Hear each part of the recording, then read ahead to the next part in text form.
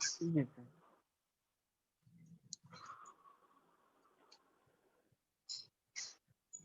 तथागत एक बार बल्लोक सर मैं प्रारंभ कर रहा हूँ धम्म दीक्षा चमत्कारों द्वारा नहीं।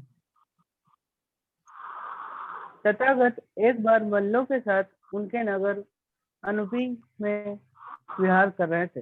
उस समय पूर्ण में तथागत ने चिवर पहना तथा पात्र और चिवर लेकर नगर में भिक्षाटन के लिए निकले। उन्हें लगा कि इतनी जल्दी अनुपी में भिक्षा के लिए जाना भी यथा समय नहीं होगा। अभी मुझे वहां चलना चाहिए जहां भगव परिवचक रहता है, मैं उनसे ही भेंट करूं। इसलिए तथागत भगव परिवचक के वन आश्रम पर पहुंचे। तब भगवान ने तथागत से कहा, हे तथागत आप पधारे। हे तथागत आपका स्वागत है। आपने चिरकाल के बाद इधर आने की अनुकंपा की है। आप कृपया आसन ग्रहण करें। आपके लिए आसन लगा दिया गया है। तथागत वहां विराजमान हुए। भगव परिचावक भी एक नीचा आसन लेकर पास में बैठ गया। इस प्रकार बैठक भगव परिवर्तक ने बुद्ध से कहा, कुछ दिन हुए हैं हे महासमन, सुनकत लिच्छवी मेरे पास आया था। वह कहता था कि अब मैंने तथागत का शिष्यत्व त्याग दिया है। उसने जो कुछ कहा क्या वहाँ ठीक है? भगु वास्तव में यहाँ ऐसा ही है जैसा सुनक्त लिच्छवी ने आपसे कहा है। बहुत दिन हुए सुनक्त लिच्छवी मेरे पास आया था और उसने मुझसे इस प्रकार कहा कि अब मैं तथागत का त्याग करता हूँ।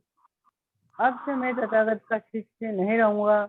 जब उसने मुझे यहाँ कहा तो मैंने उससे पूछा कि सुनुक्त, क्या मैंने तुझे कभी कहा है कि सुनुक्त तू आ और मेरा शिष्य बनकर मेरे पास रहे? हे तथागत, ऐसा नहीं है, ऐसा आपने कभी नहीं कहा। सुनुक्त ने उत्तर दिया, अथवा तूने ही मुझे कभी कहा कि मैं तथागत के आदिम शिष्य बनकर रहूंगा। हे तथागत, नहीं, मैंने ऐसा कभी नहीं कहा। जब ना मैंने ही तुझे कुछ कहा और ना ही तूने मुझसे कुछ कहा तो क्या तो मैं हूँ और क्या तू है जो तू त्यागने की बात करता? सुनक्त बोला, लेकिन हे तथागत, आपने मुझे सामान्य मनुष्य की शक्ति से परे कोई प्रतिहाय चमत्कार नहीं दिखा। सुनक्त, क्या मैंने कभी तुझसे कहा है सुनक्त तू मुझे अपना आचार्य मान, मैं तुझे सामान्य मनुष्य की शक्ति से परे कोई प्रतिहार चमत्कार दिखाऊंगा? हे तथागत, ऐसा तो आपने नहीं कहा।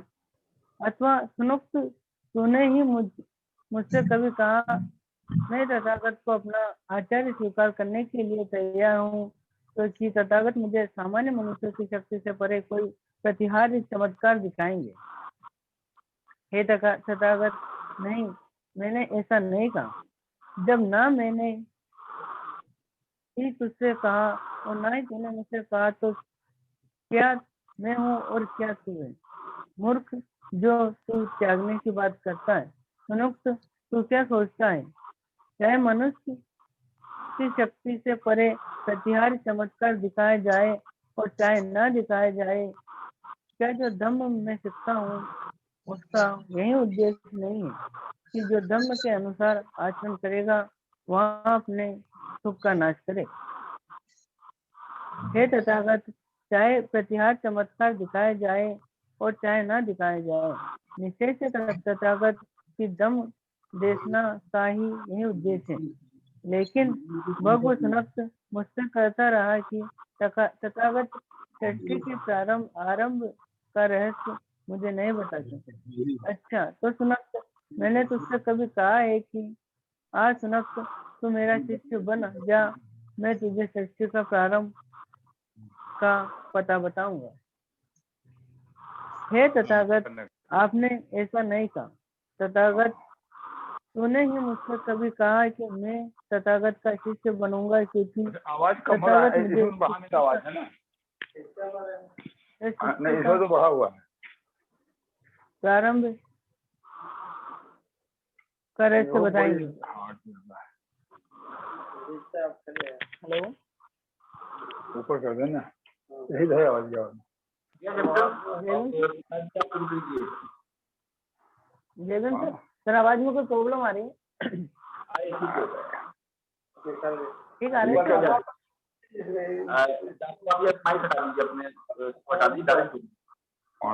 जब ना मैंने ही तुझसे कहा और ना ही तूने मुझसे कहा, तो क्या मैं हूँ और क्या तू है? मूर्ख, जो तू त्यागने की बात करता है। तू क्या सोचता है, चाहे सृष्टि का आरंभ ना पता बताया जाए, चाहे ना बताया जाए, क्या मेरी धम्म शिक्षा का यही उद्देश्य नहीं है कि जो मेरे धम्म के अनुसार आचरण करेगा वह अपने दुखों का नाश कर सकेगा। हे तथागत, चाहे सृष्टि का आरंभ का पता बताए जाए और चाहे ना बताए, निश्चित से तथागत की धम्म देशना का यथार्थ में यही उद्देश्य है कि जो कोई तथागत के धर्म का अनुसरण आचरण करेगा वह अपने दुखों का नाश करेगा। सुनक, इसका मुख्य उद्देश्य कोई संबंध नहीं है, चाहे सृष्टि के प्रारंभ का पता बताया जाए और चाहे ना बताया जाए। तेरा इससे क्या लाभ होगा कि सृष्टि के प्रारंभ का पता बताया जाए? सुनक, वज्जियों में मेरी प्रशंसा की है। सुनक, तूने नाना प्रकार की वज्जियों में धम्म की प्रशंसा की है। सुनक, तूने नाना प्रकार की वज्जियों में संघ की प्रशंसा की है। सुनक, मैं तुझे कहता हूँ, सुनक, मैं तुझे बताता हूँ कि ऐसे लोग होंगे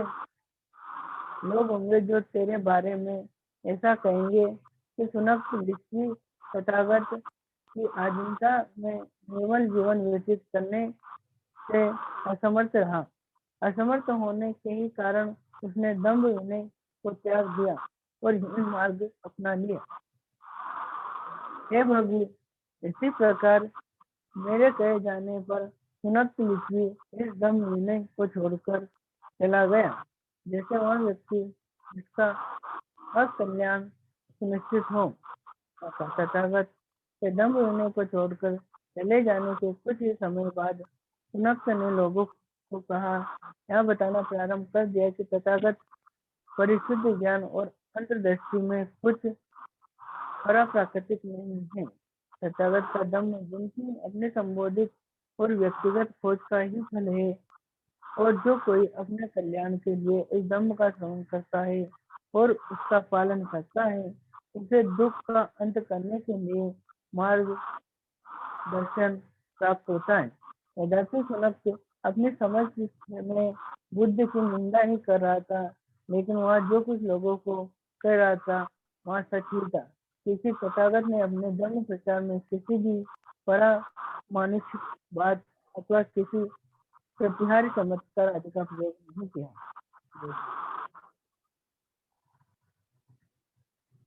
जब सन एक चैप्टर खत्म हुआ, सिद्धांत जी शुरू कीजिए, एक के बाद एक ऑटोमेटिक स्टेप पे रहना है ना। आपका हो जाए तो सिद्धांत जी पर आपका सिद्धांत जी आगे का शुरू कीजिए।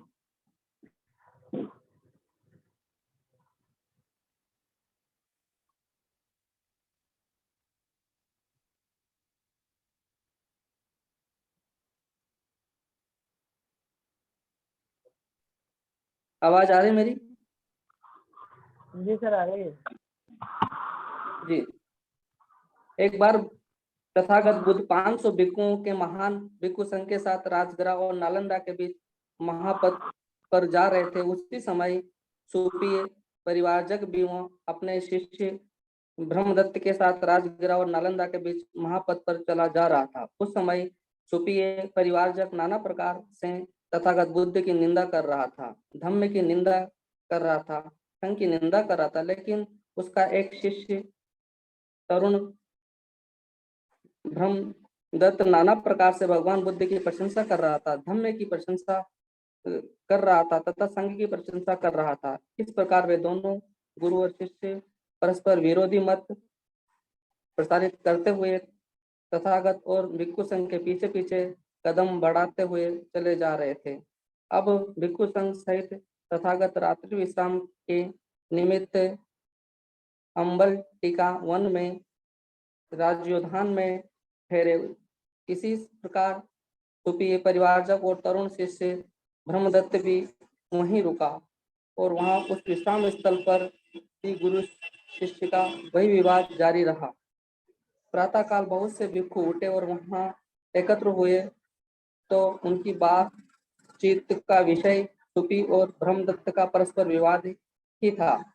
तथागत बुद्ध ने चर्चा के विषय का अनुमान लगा लिया और वह भी वहां पहुंच गए तथा वहां पीछे आसन पर बैठे। वहां बैठने के पश्चात उन्होंने पूछा, तुम यहाँ बैठकर किस बारे में बातचीत कर रहे हो?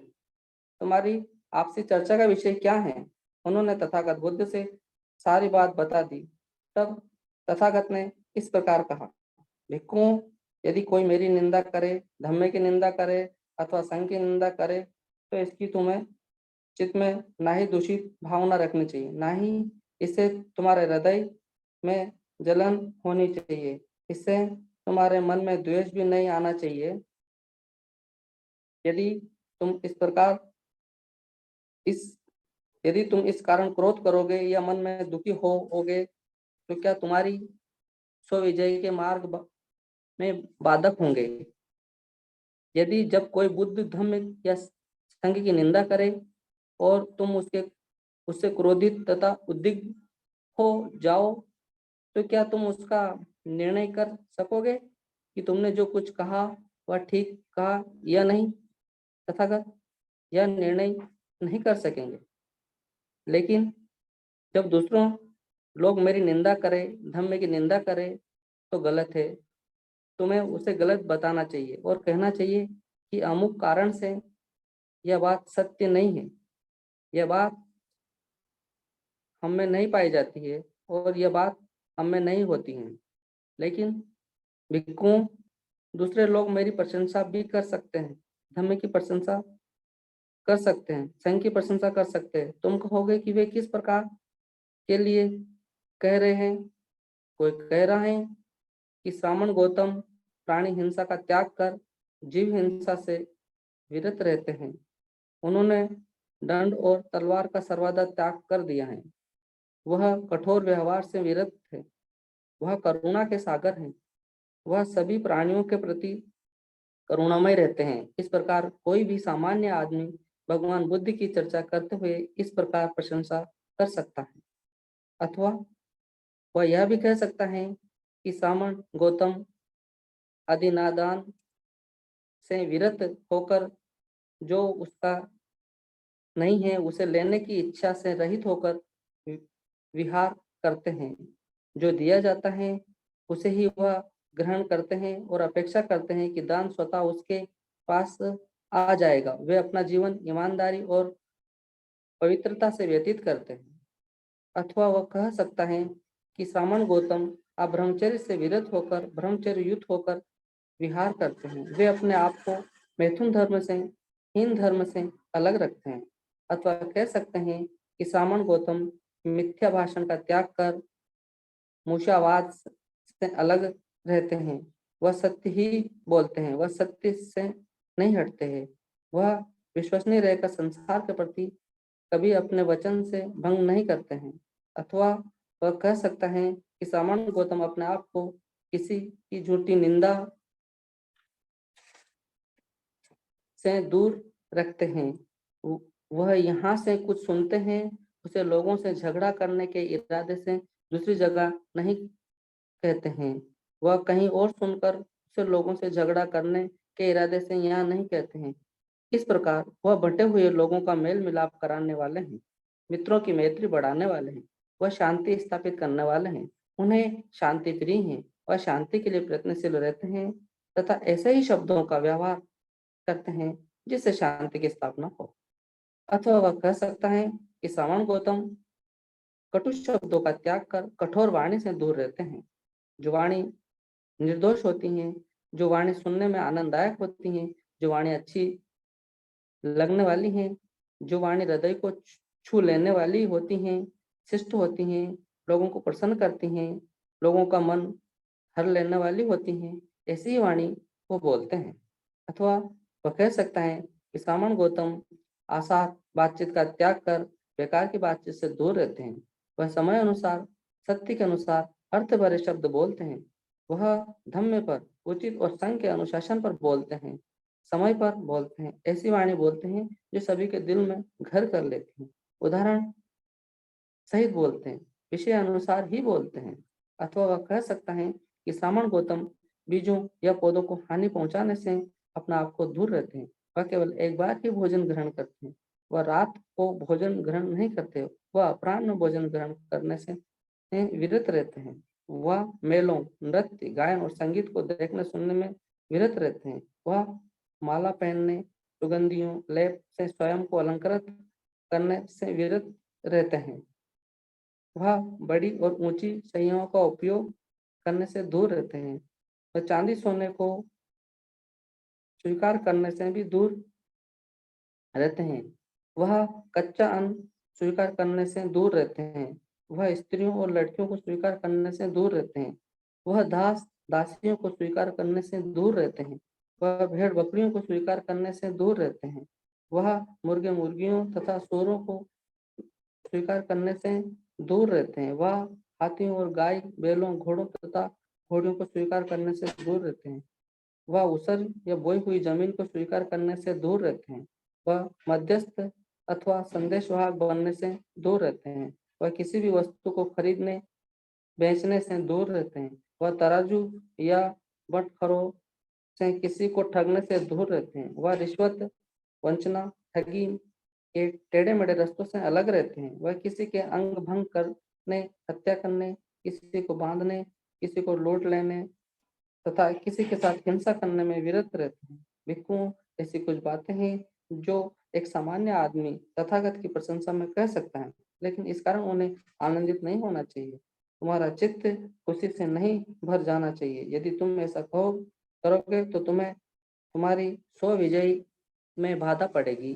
जब दूसरे लोग मेरी प्रशंसा में या धम्म की प्रशंसा में या संघ की प्रशंसा में बोले तो तुम्हें यथार्थ लगे उसे ही स्वीकार करना और कहना है कि इस कारण से अथवा अन्य कारण से यह सत्य है या ऐसा ही है, यह बात हम में पाई जाती है, यह गुण हम में है।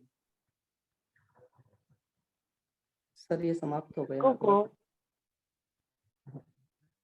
अगला सर, भिक्षु को धर्म प्रचार के लिए अनिवार्य रूप से संघर्षरत रहना चाहिए। भिक्षुओं को संबोधित करते हुए एक बार बुद्ध ने कहा, भिक्षु, ऐसा नहीं है कि मैं संसार से झगड़ता हूँ, किंतु संसार मुझसे झगड़ता है। सत्य का उपदेशक संसार में कभी किसी से नहीं झगड़ता। तथागत हम अपने आप को योद्धा कहते हैं, तब हम किस प्रकार योद्धा हैं।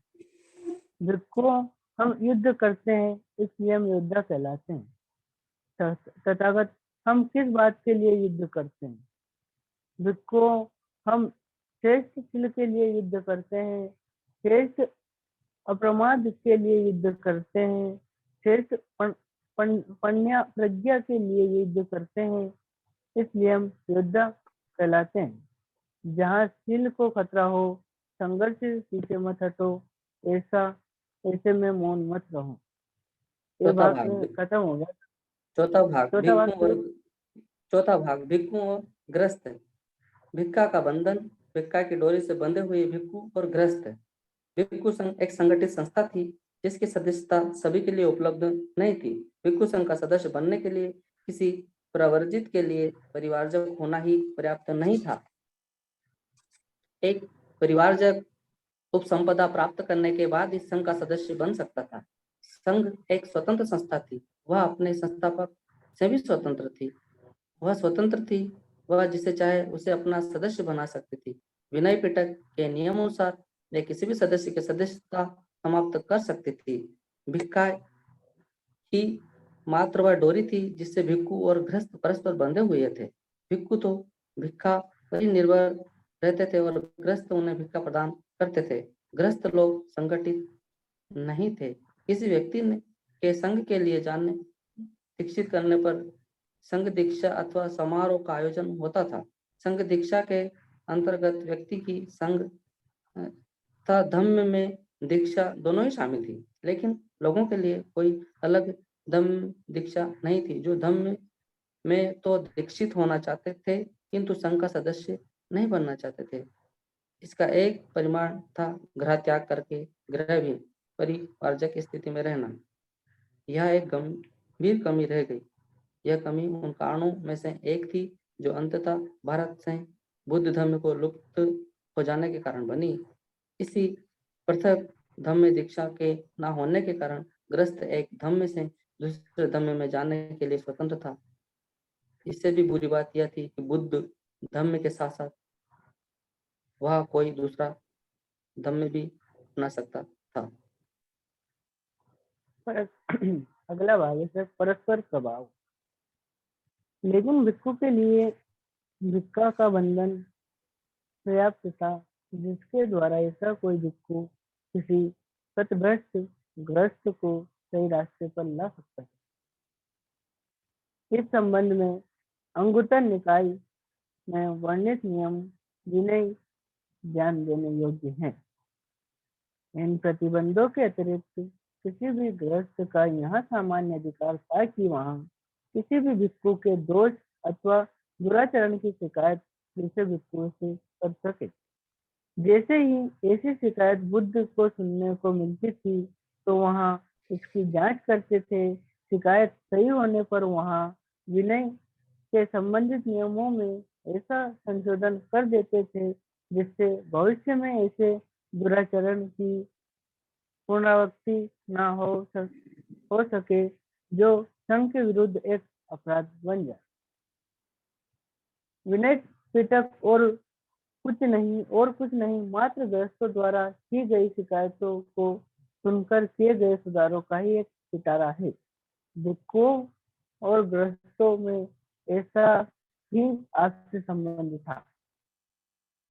भिक्षु का धम्म तथा उपासक का धम्म। बुद्ध धम्म के कुछ आलोचकों का कहना है कि बुद्ध धम्म कोई धर्म नहीं है।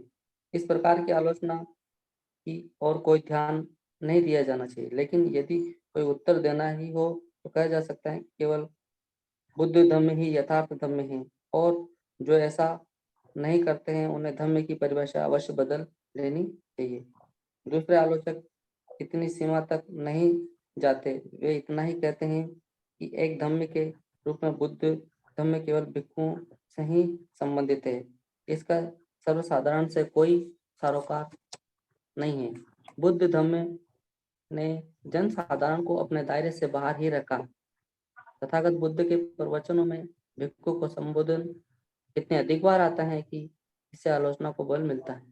इसलिए यह आवश्यक हो जाता है कि इस बात को स्पष्ट कर दिया जाए, क्या भिक्षुओं और ग्रस्तों के लिए धम्म एक समान है अथवा धम्म का कोई एक ऐसा भाग भी है जो भिक्षुओं के लिए ही है और ग्रस्तों के लिए नहीं है, क्योंकि प्रवचन केवल भिक्षु संघ को ही संबोधित करने के लिए किए गए। इसलिए इससे यह अनुमान नहीं लगा लेना चाहिए कि जो प्रवचन दिए गए वे केवल भिक्षुओं पर ही लागू होते हैं। तथागत बुद्ध के उपदेश तो भिक्षुओं तथा ग्रस्त दोनों के लिए थे।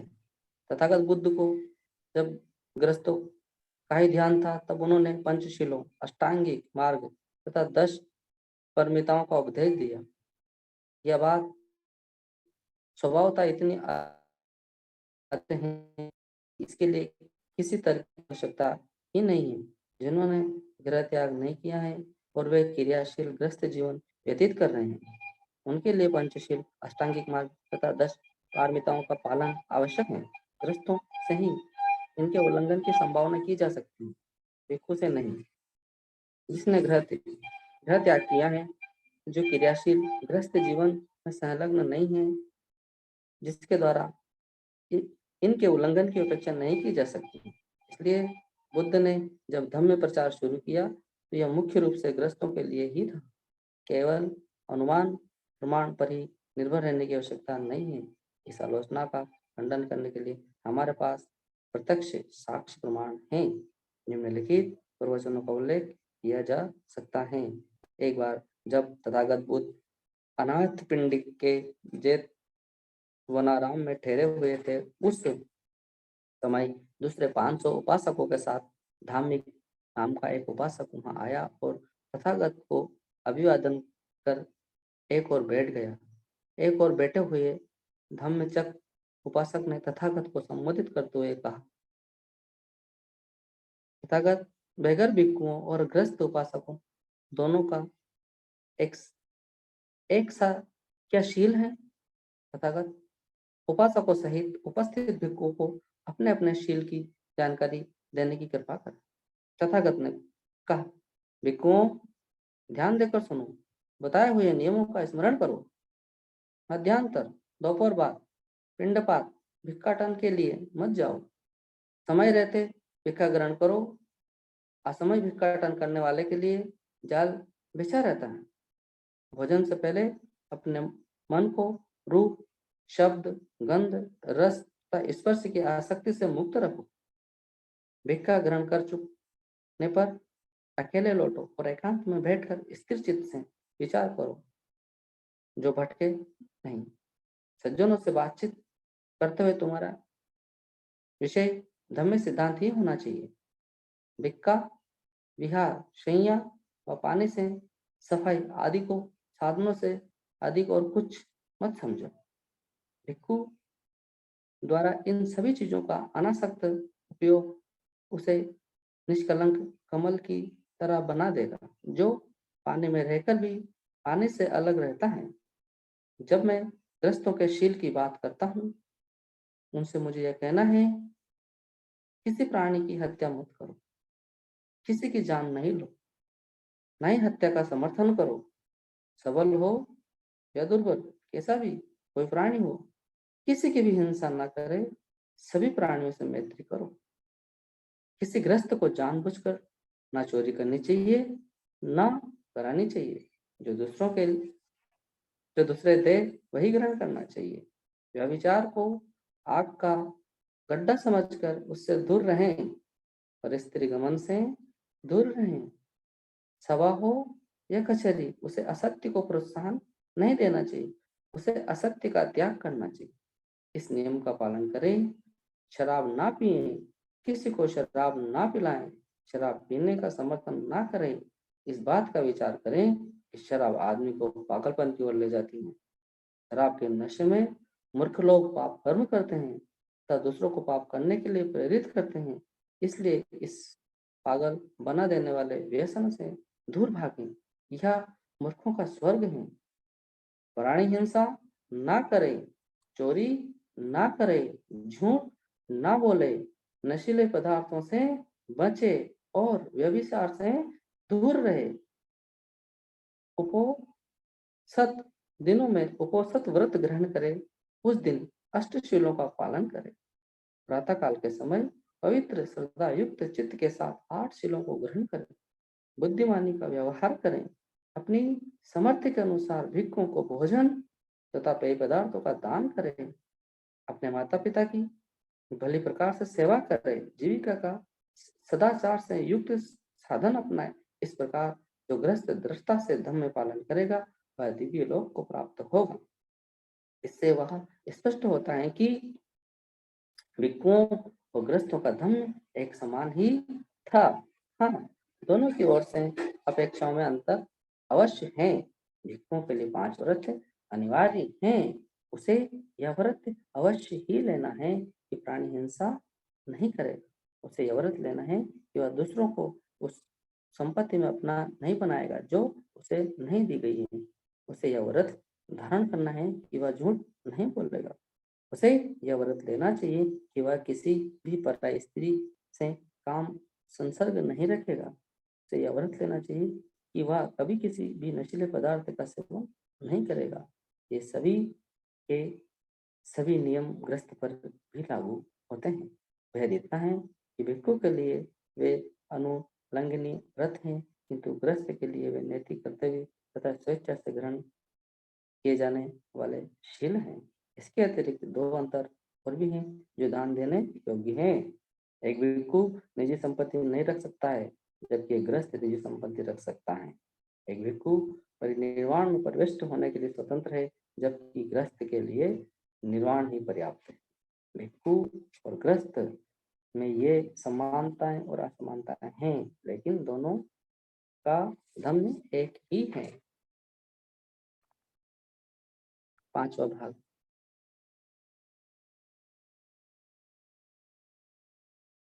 पांचवा भाग, गृहस्थ जीवन के नियम, धनवान के नियम। बुद्ध ने दरिद्रता को जीवन को ऊपर उठाने वाला साधन बताकर उसे कभी महिमा मंडित नहीं किया। ना ही उन्होंने गरीबों को यहाँ कहा कि वे गरीब में संतुष्ट रहें, क्योंकि उन्हें पृथ्वी का उत्तराधिकारी मिलेगा। इसके विपरीत उन्होंने यहाँ कहा कि धन का स्वागत है। जिस बात पर उन्होंने जोर दिया वह यह है कि धन को अर्जित किया जाना इन्हें नैतिकता के अनुसार ही होना चाहिए। हाँ, एक बार यहाँ जहाँ बुद्ध राजमान थे वहाँ अनाथ पिंडिक आए। यहाँ आकर उन्होंने तथागत का अभिवादन किया और एक और बैठ गए और बोले, क्या तथागत यहाँ बताएंगे कौन सी बातें गृहस्थों द्वारा स्वागत करने योग्य, सुखद और स्वीकार करने योग्य है, लेकिन जिनका प्राप्त करना कठिन है। अनाथ पिंडिक का प्रश्न सुनकर तथागत ने उत्तर दिया, ऐसी बातों में पहली बात यह है कि न्याय संगत तरीके से धन प्राप्त किया जाए। दूसरी बात यहाँ देखना है कि क्षत्रिय संबंधी भी न्याय संगत तरीके से धन प्राप्त कर सके। तीसरी बात है दीर्घजीवी होना।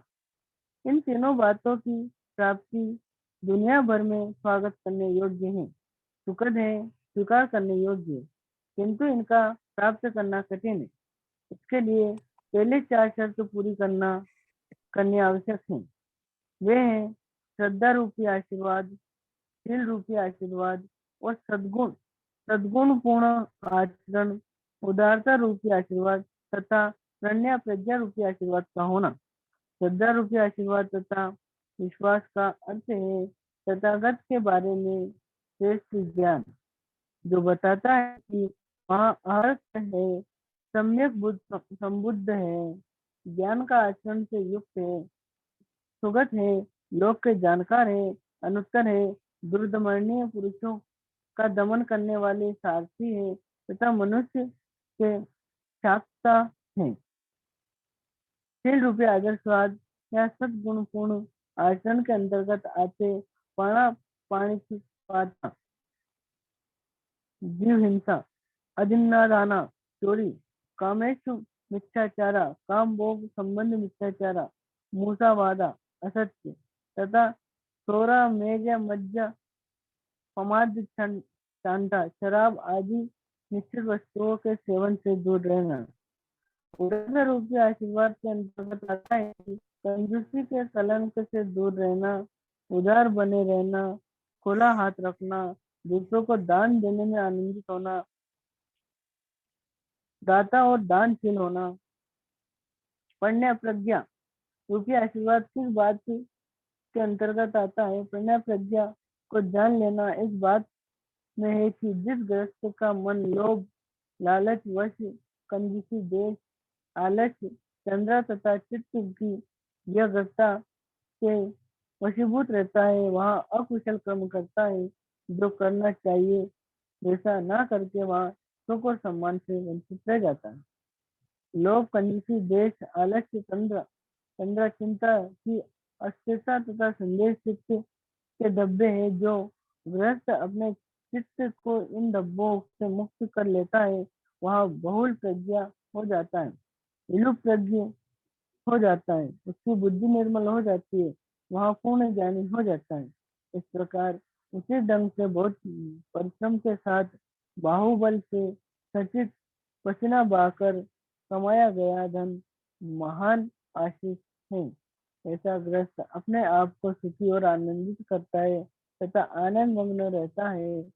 वह अपने माता पिता, अपने स्त्री बच्चों, अपने नौकरों और अपने कारीगरों तथा अपने मित्र और साथियों को प्रसन्न और आनंदित करता है तथा सभी को आनंद मग्न रखता है। ग्रस्त भाग 2। के लिए नियम।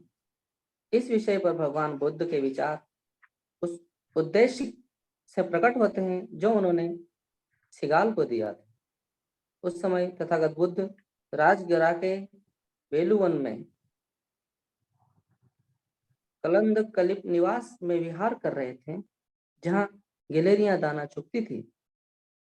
अब उस समय गृह पति पुत्र तरुण सिगाल श्रृंगाल समय से उठा और राजगृह से बाहर जाकर गीले केश, गीले वस्त्र, दोनों जुड़े हुए हाथ ऊपर उठाकर पृथ्वी और आकाश की सभी दिशाओं को नमस्कार कर रहा था।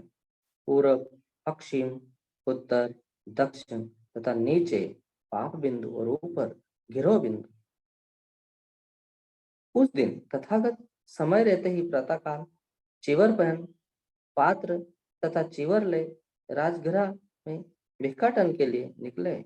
उन्होंने तरुण सिगाल को इस प्रकार नमस्कार करते हुए देखा। उन्होंने सिगाल से पूछा कि तू इस प्रकार पृथ्वी और आकाश की सभी दिशाओं की पूजा क्यों कर रहा है? मरते समय मेरे पिता ने कहा था, प्रिय पुत्र, तुम्हें पृथ्वी और आकाश की सभी दिशाओं की पूजा करनी चाहिए। इसलिए तथागत अपने पिता के वचनों के प्रति आदर प्रदर्शित करते हुए मैं इस प्रकार पूजा करता हूँ। तथागत ने फिर पूछा, लेकिन संसार में आदमी का यह सच्चा धर्म कैसे हो सकता है? सिगाल बोला, यदि कोई दूसरा है तो भगवान की बहुत कृपा होगी कि वे बताएं कि वह सच्चा धर्म क्या है। तरुण गृहपति, मेरी बात ध्यान देकर सुनो, मैं बताता हूँ। तथागत, बहुत अच्छा, सिगाल बोला। तब तथागत ने कहा, कोई भी धर्म आदमी का धर्म में तभी हो सकता है जब वह उसे बुरी बातों का आचरण, दुराचार त्यागने की शिक्षा, प्राणी की हिंसा करना, चोरी, व्यभिचार तथा झूठ बोलने के आचरण की 4 बुराइयां हैं जिसमें उसको दूर रहना चाहिए। सिगाल, यह बात तो जान ले कि पाप कर्म तो पक्षपात, शत्रुता, मूर्खता तथा भय के कारण किए जाते हैं। यदि आदमी इनसे मुक्त हो जाए तो वह कोई पाप कर्म करेगा ही नहीं। कोई भी धर्म आदमी का धर्म तभी हो सकता है जब उसे अपने धन को बर्बाद करने की शिक्षा न दे। आदमी का धन शराब पीने की आदत से बर्बाद होता है, अनुचित समय पर रात को बाजारों में घूमने से बर्बाद होता है, मेले तमाशों में घूमने फिरने से बर्बाद होता है, जुए में आसक्ति से बर्बाद होता है, कुसंगति में पड़ जाने से बर्बाद होता है और आलसी हो जाने से की आदत से बर्बाद होता है। सिगाल, शराब की लत पड़ जाने की 6 हानियां हैं। धन की हानि, कलह में वृद्धि, रोग की संभावना, सुचरित्र की हानि, बद्धी नग्नता का प्रदर्शन, बुद्धि की हानि। अनुचित समय पर रात को सड़कों पर घूमने की 6 हानियां। वह स्वयं को बिना अंगरक्षक के अथवा असुरक्षित होता है, उसके स्त्री बच्चे आरक्षित होते हैं, उसकी संपत्ति आरक्षित होती है। जिन अपराधों के करने वालों को पता नहीं चलता है उसका संदेह उस पर किया जाता है। इसके बारे में झूठी अफवाह फैल जाती है तथा और भी अनेक कष्ट हैं जो उसे भुगतने पड़ते हैं। मेले तमाशे में घूमने फिरने की आदत में 6 दोष हैं।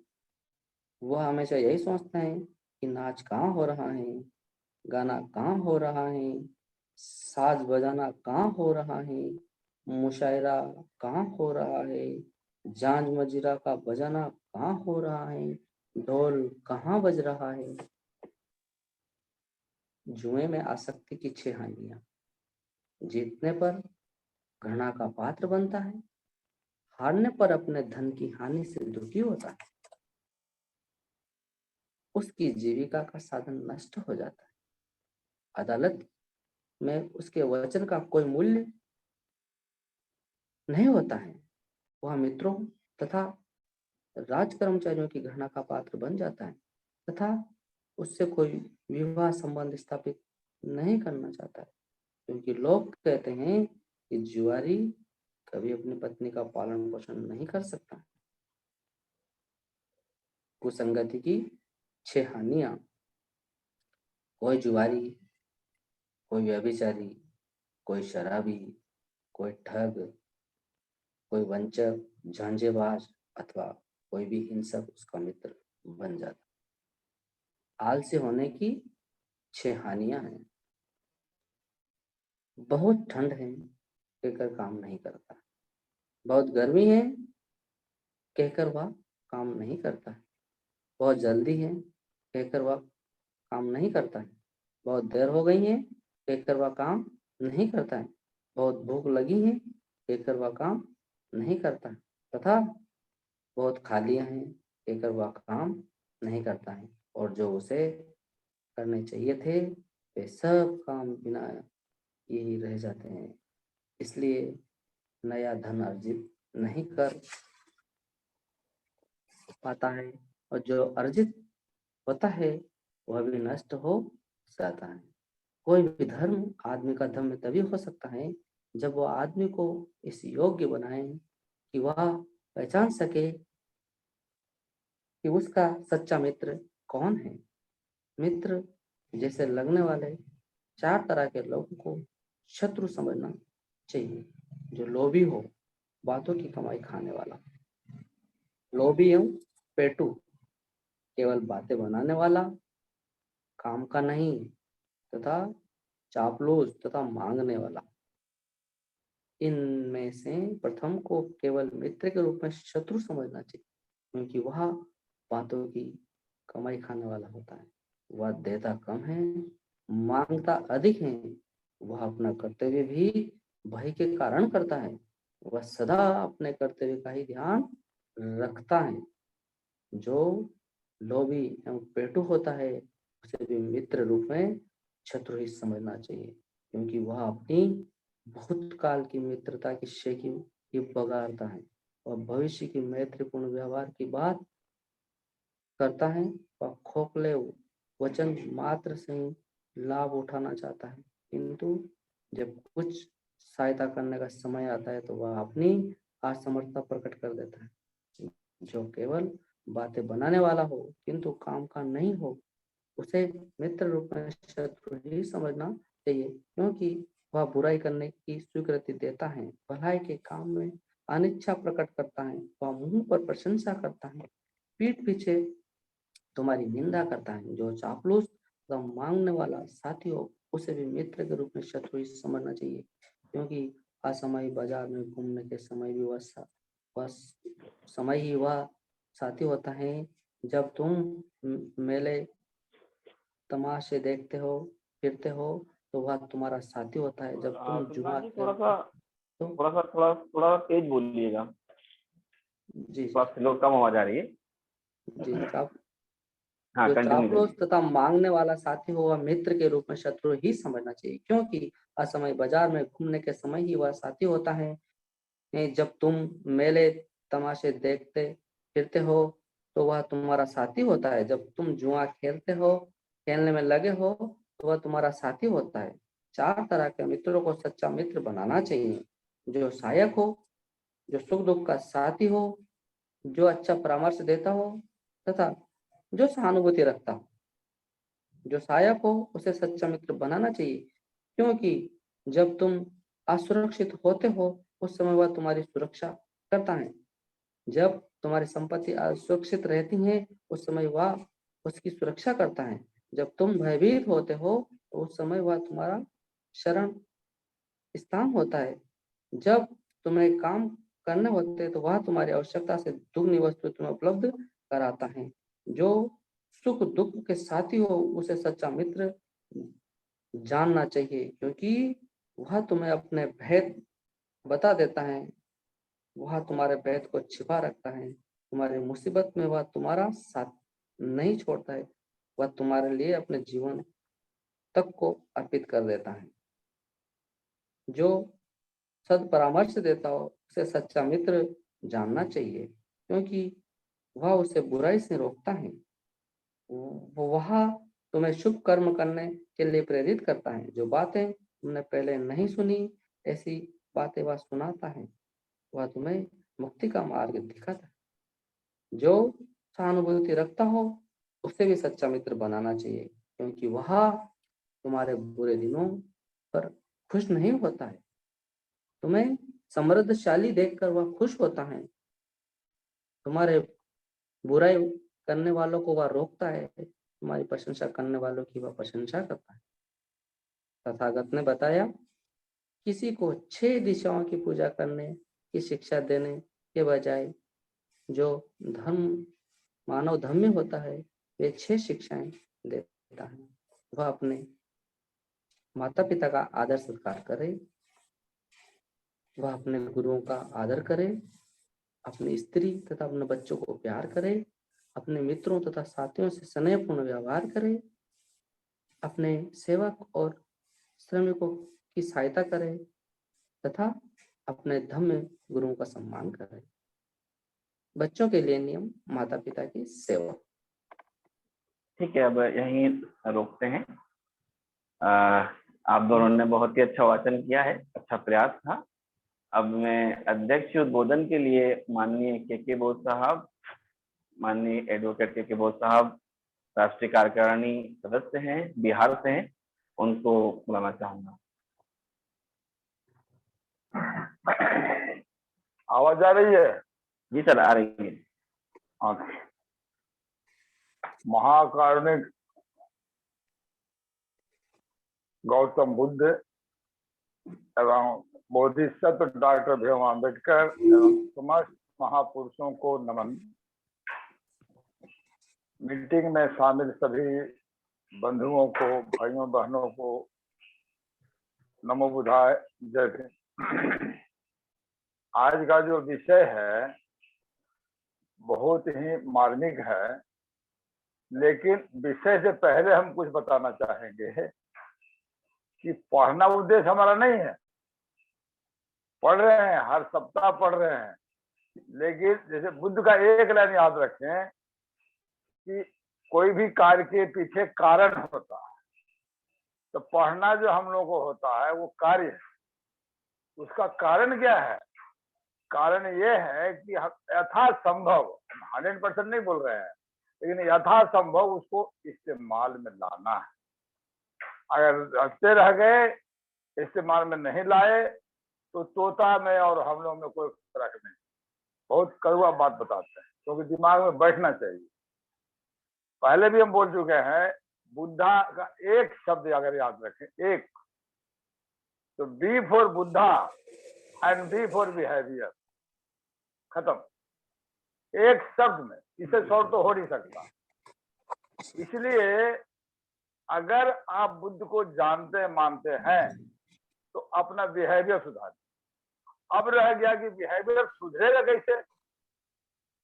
जैसे डॉक्टर बनाने के लिए मेडिकल कॉलेज खुला हुआ, इंजीनियर बनाने के लिए इंजीनियरिंग कॉलेज है, वकील बनाने के लिए लॉ कॉलेज है, तो लेकिन बिहेवियर सिखाने के लिए कहाँ है?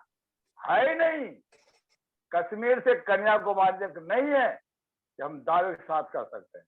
इसलिए हमारे समाज में डॉक्टर पैदा हो रहे हैं, इंजीनियर पैदा हो रहे हैं, वकील पैदा हो रहे हैं, वैज्ञानिक पैदा हो रहे हैं, लेकिन समझदार पैदा नहीं हो रहे हैं, बुद्धिमान पैदा नहीं हो रहे। बहुत छोटा बात, तो ये समझना होगा। अब होगा कैसे, ये मैं बताना ज्यादा इम्पोर्टेंट, क्योंकि हमें सीखना, सुधरना है। तो अभी देखिए लास्ट में जो बता रहे थे वो लेक्चर दिए कि भाई पूरब पश्चिम उत्तर दक्षिण कर रहे, तो बताए अभी कर रहे हो, इसका मकसद क्या है? और माँ बाप को आदर ना करे, पड़ोसी से बात ना करे, और चारों तरफ क्या आठों बल्कि छह तरफ दिशा में नमन करे, क्या फायदा? उसका रहस्य का होना चाहिए, उसका कारण होना चाहिए ना। तो अभी सीखेंगे कहाँ, ये भी बहुत महत्वपूर्ण है। सीखना यही, बिना समाज का, बिना नो नॉलेज विदाउट कॉलेज कहावत है। तो हम लोग कॉलेज खुला ही नहीं है। ये राष्ट्रीय बौद्ध महासभा एक बहुत बड़ा प्रयास है कि हम लोग बुद्ध के दिन ही रखे, ये भी ध्यान देनी है, क्योंकि बुद्ध एक दिन हम लोगों को पहचान होनी चाहिए। उदाहरण देते हैं तो बात स्पष्ट हो जाती है। मुस्लिम भाई दुनिया में है, लेकिन बैठक शुक्रवार को करते हैं। तो ऐसा तो है नहीं कि अल्लाह शुक्रवार को मस्जिद में आते हैं। सबको मालूम है, मुसलमान को मालूम है कि अल्लाह नहीं आते हैं। अल्लाह बहाना है और निशाना मोहल्ला है। अल्लाह के ही नाम पर सही, अरे डीएम का डर नहीं, एसपी का डर नहीं, सीएम का डर नहीं, पीएम का डर नहीं, अल्लाह का जो धरती पर है नहीं। तो इसलिए अल्लाह के बहाना हुआ और मोहल्ला निशाना हुआ। बहाना और निशाना दो हमेशा याद रखना। तो अब देखिए वहां पर क्या हो गया कि डिसिप्लिन हो गया, अनुशासन, कुछ और कुछ नहीं जीवन में। बुद्धानुशासन हम लोग रोज लड़ते हैं, तो बुद्ध मतलब अनुशासन जो बुद्ध ने बताया। तो बुद्ध ने क्या बताया? अभी हम लोग जो बोलते हैं संघं शरणं गच्छामि, वे द संघ, संघ है नहीं इस दुनिया में, दो ही संघ है, बहुत स्पष्ट बता रहे हैं आप। एक मुसलमान भाइयों का है कि दुनिया में कहीं भी रहे, लेकिन एक ही दिन शुक्रवार को 1 बजे दिन में मिलते हैं, वो संघ हो गया। तब वो लोग जो बुद्धा ने बताया है मुसलमान लागू किए हुए हैं, जो बुद्धा ने बताया क्रिश्चियन लागू किए हुए हैं, और हम लोग बुद्ध को अभी सीख रहे हैं। लेकिन एक सिस्टम तो देना पड़ेगा। वो कुछ नहीं है, मस्जिद में कुछ नहीं है, वहां तो फोटो भी नहीं रहता, बिल्कुल निराकार। लेकिन सभी लोग क्या गरीब और क्या, अभी हम पूछे मुसलमान भाई से कि कितने उम्र से में आप लोग बच्चे लोग जाना शुरू करते हैं, तो कोई बताया 10 साल। हम सोचे थे 10 साल हो जाएगा, तो बोलता है नहीं 7 साल। ध्यान दीजिएगा, 7 साल के उम्र से ही वो मस्जिद जाना शुरू कर देता है। सुनने में पता लगेगा, लेकिन ये कड़वा सत्य है और बिना इसके नहीं सुधरेगा। इसका एक उदाहरण देते हैं आपको। डॉक्टर जन्म लेता है कि डॉक्टर बनाया जाता है? स्पष्ट है कि बनाया जाता है मेडिकल कॉलेज सिलेबस से। तो बेवकूफ जन्म लेता है कि बेवकूफ बनाया जाता है? बेवकूफ बनाया जाता है, ये ब्राह्मण कॉलेज का सिलेबस। तो बुद्धिमान जन्म लेगा कि बुद्धिमान बनाया जाएगा? बुद्धिमान बनाया जाएगा। जन्म से कोई बेवकूफ नहीं है, जन्म से कोई बुद्धिमान नहीं। कैसे बनाया जाएगा? बुद्धा कॉलेज, कॉलेज है। जैसे डॉक्टर बनना है तो मेडिकल कॉलेज जाओ, इंजीनियर बनना है तो इंजीनियरिंग कॉलेज जाओ, बेवकूफ बनना है तो ब्राह्मण कॉलेज जाओ, अगर बुद्धिमान बनना है तो बुद्धा कॉलेज जाओ। तो बुद्धा कॉलेज का सिलेबस तो होना चाहिए। तो सिलेबस यही है कि हम लोग एक दिन अभी सुनते हैं, लेकिन जितना भी कार्यक्रम राष्ट्रीय बौद्ध महासभा होता है, आप देखते होंगे कि वो शाम को होता है। लेकिन ये रखा गया है क्यों? हमने रिक्वेस्ट किया कि सर सुबह सुबह ये रिमाइंडर है, ये रिमाइंडर। जैसे अभी आपको बता दें, उदाहरण देते हैं ताकि दिमाग बैठे। मुसलमान लोग शुक्रवार को जुम्मा बोलते हैं, लेकिन बृहस्पति को क्या बोलते हैं? जुमेरात। इसका मतलब कि एक रात पहले ही उसको एहसास होता है कि कल शुक्रवार है, और केवल 1 घंटे नहीं मिलता है, पूरा दिन लगाते हैं वो। तो अगर दूसरे दिन ना नहाए होंगे तो शुक्रवार को नहाएंगे, कपड़ा मतलब जो भी गति। इसी बहाने नमाज तो बहाना, फिर नमाज भी बहाना है। मकसद है इसी बहाने हम तैयारी करें। अभी देखिए बार बार बोलना पड़ता है तो गंजी में आ जाते हैं, गंजी में आ जाते हैं। क्या मतलब हुआ भैया? इसका मतलब आप तैयार नहीं हो। एक एक चीज पर ध्यान देना पड़ेगा। किसी भी अच्छे काम को बुरे काम करने के लिए 4 फैक्टर होता है। पहला इंटेंशन। इंटेंशन है कि हमें जुम में शामिल होना है, तो तैयारी करो ना। पैंट शर्ट तो पहन लो कम से, तो नहीं अगर ऐसे डायरेक्ट मिल गए समझ लो आपने तैयारी नहीं किया। तैयारी बहुत जरूरी है, और जितनी तैयारी करेंगे उतनी तरक्की होगी। तैयारी नहीं करेंगे तरक्की तय है कि नहीं होगा। तो इसलिए कर करके तो हम उदाहरण देकर समझाते हैं ताकि दिमाग में बैठे। हमारा मकसद सुनाना नहीं है, ध्यान दीजिए। हम भी बहाना निशाना बताए, बोलना हमारा बहाना है और निशाना है कि दिमाग में बैठे। दिमाग में बैठने से क्या होगा कि व्यवहार में परिवर्तन होगा। पहले विचार है, 4 फैक्टर है, विकास के 4 फैक्टर या विनाश के बीच वही 4 फैक्टर, वो भी मैं बता देता हूं। पहला तो है कि विचार होना चाहिए, सोचना। इसके बाद क्या है, तैयारी। पहले इंटेंशन कि हमें जूम में शामिल होना है, ये इंटेंशन हो गया। उसके बाद क्या है, तैयारी करेंगे टाइम से। हम मिलिट्री में भी हम रहे, एयरफोर्स में, तो वहां 7 बजे, मतलब 7 बजे नहीं होता था, 6:59। ये अगर कोई 1 मिनट 2 मिनट लेट हुआ तो गेट पर चेकिंग होता। तो 2 मिनट लेट है तो बोलते 2 मिनट लेट क्यों हो गया, 2 मिनट पहले क्यों नहीं आया भाई। ऐसे जो टोका जाता था। एक और उदाहरण से बता दे कि लकड़ी कितने कीमती हो, बिना काटे पीटे कुर्सी टेबल नहीं बनता। लोहा टाटा कहीं क्यों ना हो, बिना ठोके ठाके कब्जा हथियार नहीं बनता। तो बच्चा भी कितने गोरा चिट्ठा हो, बिना टोके टाके डॉक्टर वकील और समझदार नहीं बनेगा। कड़वा सत्य है ये। टाटा कहीं बेटा हो, अगर स्कूल ना भेजा जाए तो क्या ABCD बोल देगा? नहीं बोलेगा। और अनपढ़ बच्चा को इंग्लैंड भेज दीजिए, बुलाइए, 10 साल के बाद वो अंग्रेजी बोलेगा। इसमें व्यक्ति में दम नहीं है, संगठन में दम, सिलेबस में दम है। और हम लोग ना संगठन है ना सिलेबस है, इसे लावारिस हम लोग। तो इसको वारिस बनाने के लिए लोग पहचान, गिनती उसी को होती है जिसकी पहचान होती है। हमारी कोई पहचान नहीं है। मुसलमान झोपड़पट्टी है कि महल में, इससे कोई मतलब नहीं है। आखिरी समस्या है वो गरीबी अमीरी, लेकिन मिलता शुक्रवार को, ये पहचान है। ईसाई दुनिया में है, गरीब हो चाहे अमीर हो, मिलता संडे को।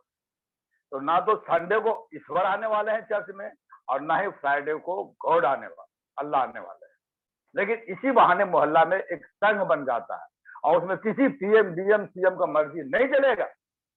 समाज से ऊपर कुछ नहीं है, सरकार भी समाज के नीचे है। सरकार समाज बनाता है और समाज सरकार बनाता है, सरकार समाज नहीं बना सकती, वो केवल शासन कर सकता है। तो इसलिए करके, ये तो रहस्य की बात है, एक एक 2-2 लाइन में हम क्लियर करते हैं। तो हमारा उद्देश्य यही है कि हम लोग बने। तो कैसे बने भैया? तो पहले बात, जो 7 बजे टाइम है, तो हम 7 बजने के 5 मिनट पहले टाइम पर कि भाई 6:55 में हमको तैयार होना है, ऐसे। इसके बाद तैयार हो जाएंगे, जब सोच लेंगे ना तो तैयार हो जाएंगे, इसमें कोई डाउट नहीं। ये हम लोगों को बहुत, हम सरकारी वकील भी रहे, वहां भी कोर्ट में हम जाते थे, टाइम से जाते थे। जज नहीं बैठता था तो पेशकार बोलता था कि सर जज तो बैठे नहीं, आप कैसे आ गए? उनका वो लेट है, हम क्यों लेट होंगे? लोग ऐसा करके हम जवाब देते थे। तो कहने वाला यह है कि अब समय के पाबंद करें तो हम डिसिप्लिन में हो जाएंगे, और डिसिप्लिन होगा छाप छूटेगा। तो ये हो गया व्यक्तिगत समय का पाबंद। लेकिन जहां तक संघ की बात है, जो बहुत जरूरी है बोलना, यहाँ समय भी हो गया, हमको ध्यान दे रहे हैं। लेकिन हमारा ये कहना है कि अभी जो सुबह इसलिए रखा गया कि सुबह जूम पर जुड़िए, जानकारी मिल गई, रिमाइंडर का काम किया, और शाम को अपने अपने गांव में, अपने अपने मोहल्ले में 2-4 लोगों को बैठाने का प्रयास स्टार्ट करें। ये काम हम 93-94 से कर रहे हैं। अपने बीबी को, बेटा को, बेटी को बैठा लेते थे, और बुधवार के शाम को एक स्टूल पर बुद्ध का फोटो रख करके और बजना करते थे। ऐसे करिए, घर में तो करें कम से कम। यहाँ जूम पर जुड़ रहे हैं, लेकिन बीबी को मालूम नहीं कि किस मीटिंग में जुड़े हुए हैं, तो कैसे प्रचार होगा? इसलिए सुधारने का तरीका बनाया है ABCD। ए से पहले अपने सुधारिए यथासंभव। 100% नहीं मानते, नहीं करते, लेकिन ए के बाद बी मतलब बीबी, ध्यान दीजिए। तो अपने अकेले सुधर गए, उसके बाद बीबी को सुधारिए, और उसके बाद बच्चे सुधर जाएंगे। और जो बच्चे, बीबी और बच्चे सुधारेंगे तो बुजुर्ग जो हमारे दादा दादी है, मम्मी पापा है, वो भी सुधर जाएगा। कोई डाउट नहीं है। वो तो देख रहे हैं कि बेटा जबान जैसे करेगा वैसे हमको करना है। ये भी, तो ए से अपने सुधारिए, बी से बीबी सुधारिए, तो सी से संबंधी सुधारिए, अपने ससुराल चले जाइए, अपने रिश्तेदार के पास जाइए, हम किए हुए हैं ये सब, हम रेस्टेज पार कर चुके हैं। ये अपने सुधरे, बीवी सुधारे, फिर बच्चे सुधर गए, हम अपने ससुर का टीक हम खुद काटे, समझा करके, जबरदस्ती नहीं, करना पड़ेगा। और उसके बाद वो कटवाने लग गए। तो कहने का मतलब यह है करना पड़ेगा, नहीं तो कुछ नहीं। अब ढेला मारेंगे तालाब में तरंग पैदा होगा, और हम लोग ये जानते हैं कि हाँ ढेला मारने से तरंग पैदा होगा, लेकिन मारते नहीं है तो कौन देखेगा तरंग? आप मन में रख लिए ठीक है, अच्छी बात है, संतुष्ट रहो, लेकिन कोई नहीं देखेगा कि हाँ तरंग है। तो इसलिए कि दिखाना पड़ेगा। अब बहुत सिंपल फॉर्मूला, तो कहने मतलब यह है कि ए से आपने सुधारिए, बी से बीवी बच्चा बुजुर्ग सुधरेंगे, और सी से संबंधी, तब आइए समाज में। तब तक समाज के लोग जान जाएंगे कि भाई पक्का अड़ियल है, मानने वाला नहीं है, या आपस छोड़ने वाला नहीं है। अपने आपको प्रचार नहीं करना पड़ेगा, लोग प्रचार करने लग जाए। जो चिढ़ते हैं वो भी तो प्रचार करते हैं, वो भी प्रचार करते हैं कि भाई ऐसा करता है, ऐसा करता है, प्रचार भी कर रहा है। जैसे बोले थे कि शिकायत की चिंता मत करो, वो करेगा ही, आपने तो शिकायत का जवाब दोगे तो अपना एनर्जी उसी में लग जाएगा। तो कहने मतलब यह है कि हम लोगों को करना होगा। तो हम यही कंक्लूड करते हैं, होगा कैसे? तो 3 लाइन फॉर्मूला बनाया। पहला है कि समाज में हमें एक दिन बुद्ध गौतम के नाम बुधवार के शाम देश के हर गांव में सामूहिक वंदना का, देखिए वंदना बहाना होगा, जैसे नमाज बहाना होता है, लेकिन क्या गरीब, क्या अमीर, क्या बच्चा, क्या बूढ़ा, मिलना निशाना होता है। उसी तरह से ईसाई भाई का है, तो हम भी कर सकते हैं। इसलिए हमने बनाया बुद्ध गौतम के नाम बुधवार के शाम को, क्योंकि शाम मेंटली रिलैक्स रहता है आदमी, कोई हड़बड़ नहीं रहता, इसीलिए शाम रखा। और देश के हर गांव, कल्पना करिए कि कश्मीर से कन्याकुमारी तक अपने अपने जगह में लोग बुधवार को करने लग जाए, तो ठीक है 10 साल, 20 साल, 50 साल बाद, 100 साल बाद एक छाप छूट जाएगा ना कि भाई बुद्धिस्ट लोग बुधवार को मिलते, पहचान। तो दूसरे कम्युनिटी प्रभावित होंगे, और हम लोग जो है एक दूसरे में लगेगा नहीं नहीं नहीं, हम लोग क्या गरीब क्या अमीर, यहाँ कोई भेदभाव नहीं, सब बुधवार को मिलते हैं, डिसिप्लिन हो जाएगा। तो ये हो गया समाज में। परिवार में क्या है, अभी हम लोग पुरुष प्रधान समाज में चल रहे हैं, आर्यन कल्चर। इसमें है कि पुरुष पहले खाएगा, अब पत्नी बाद में खाएगी। क्यों? बदलना पड़ेगा। इसलिए हमने बनाया कि रात का भोजन एक साथ होना चाहिए। दिन में छोड़ दो, सुबह हड़बड़ है, दिन में गड़बड़ है अरे तो शाम को तो कुछ नहीं भाई, नौकरी चाकरी खत्म, स्कूल क्लास खत्म, और टाइम फिक्स कर दीजिए कि 8 बजे, 8:30 बजे, 8 से 9 बजे लोग खाना खाते हैं। परिवार में टाइम फिक्स कर दिए कि इतने बजे सबको, तो महिला भी उतने पहले तैयार होकर रखेगी। और जो जैसे अभी बताया ना कि रात देर रात में लोग घूमते रहते हैं, तो उसको लगेगा सब बाल बच्चा बैठा होगा हमरे चलते खाने के लिए, वो भी पाबंद, माइंड मेंटल सेट हो जाएगा कि वो आ जाएगा। इस तरह से परिवार में प्रेम होगा। ये हो गया व्यक्तिगत में बता रहा। हाँ, इसमें और परिवार दिया है कि खीर या खिचड़ी। अभी देखिए बादल साहब जी लगभग हर बुधवार को कहीं न कहीं करके दिखा रहे हैं। तो ये हुआ ढेला फेंकना, ये हुआ एक्शन करना। जब एक्शन करेंगे तो जब तैयार होगा। ये व्यक्तिगत एक लाइन बोल के हम समाप्त करेंगे कि व्यक्तिगत कैसे सुधरेगा। तो हम बता रहे हैं आपको, उदाहरण दे देते हैं। मुसलमान लोग दुनिया में है, लेकिन एक ही दिशा में लोग नमाज पढ़ते, और वो है पश्चिम नहीं है।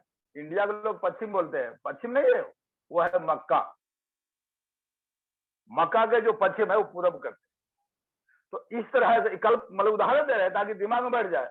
तो हम लोग ऐसा सिस्टम बनाए हैं कि भाई जो लोग ध्यान करते हैं 2 मिनट, 5 मिनट, 10 मिनट, रिटायर्ड है तो आधा घंटा 1 घंटा करेंगे, कोई बात नहीं, जितना देर करना है करो, लेकिन दिशा बैठने का दिशा होना चाहिए बुद्ध गया। आप आइए गया में देखिएगा, जहां महाबोधि है तो जो उत्तर बैठे में वो दक्षिण रुख बैठते हैं, जो महाबोधि से जो दक्षिण है वो उत्तर रुख करते हैं, जो पूरब है वो पश्चिम रुख। करने में तो चेहरा सबका महाबोधि की तरफ होता है। तो वैसे देश और दुनिया में ये संदेश मैं देश को भी दे रहा हूँ और दुनिया को भी दे रहा हूँ। इसी के लिए हम बुद्ध गया में रह रहे हैं। घर हमारे यहाँ नहीं था, घर दूसरे जिला में, लेकिन इसी सिस्टम को बैठाने के लिए, दिमाग में लोगों को देने के लिए, और हमारा काम 95 से विधिवत चल रहा है। हम 93 में शुरू किए। तो खैर, तो हम लास्ट में यही बताते हैं, बिना ध्यान का ज्ञान नहीं। यही स्लोगन देकर हम समाप्त कर। बिना ध्यान का ज्ञान नहीं, और बिना ज्ञान विज्ञान नहीं, और बिना विज्ञान विकास नहीं। ये के साथ हम अपने विचार को विराम देते हैं। आप लोग बहुत अच्छा से बोले हैं, बहुत बहुत धन्यवाद। नमो बुद्धाय। बहुत बहुत आभार माननीय एडवोकेट के बोस साहब, आपने बहुत ही अच्छे अच्छे एग्जाम्पल देके बहुत अच्छे से समझाया और हम आपकी बातों को फॉलो करते हैं और जो भी आप बताते हैं उसे हम लोग करने की पूरी पूरी कोशिश करते हैं। आज के दोनों ही वाचनकर्ता माननीय सिद्धनाथ जी वर्मा जी एवं माननीय एडवोकेट दुर्गा प्रसाद पवार जी, आपका भी बहुत बहुत आभार। अब हम अंतिम चल रहे हैं और हम लोग समाप्त करने से पहले सभ्य सत्ता कर लेते हैं सामूहिक। तो सभी के माइक अनम्यूट कर दी जाए ताकि सभी लोग जुड़ जाएं।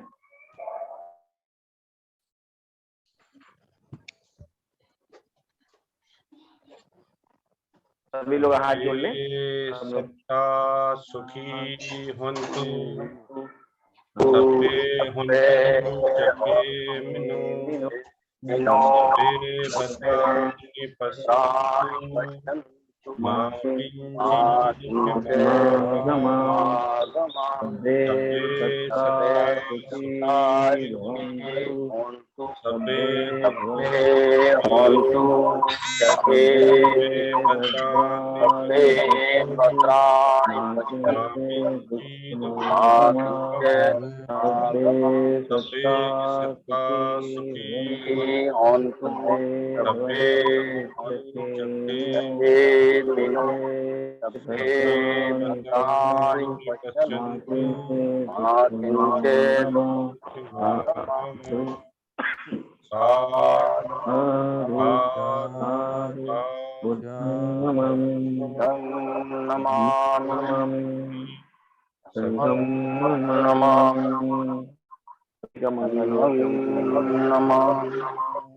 आज के बुद्धेड़ धम्मा के सबका मंगल, सबका जय भीम, नमो बुद्धाय।